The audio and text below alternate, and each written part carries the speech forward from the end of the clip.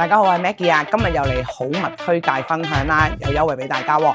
大家都知道啦，澳洲嘅急凍鮑魚係好好食嘅。咁我哋公司咧今日推薦呢個咧就係澳洲嘅黑邊鮑啦。主角嚟啦，就係呢個澳洲嘅黑邊鮑，大家可以睇下，哇！呢個開箱片咧真係不得了㗎。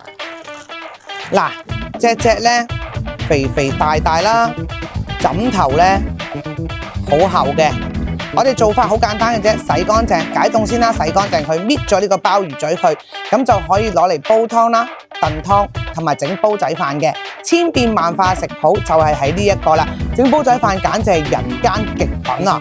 咁呢個呢，我哋而家做咗個真空包裝啦，一包就12至到13隻，都幾大隻㗎，唔算係話好 BB 嘅 size 啦。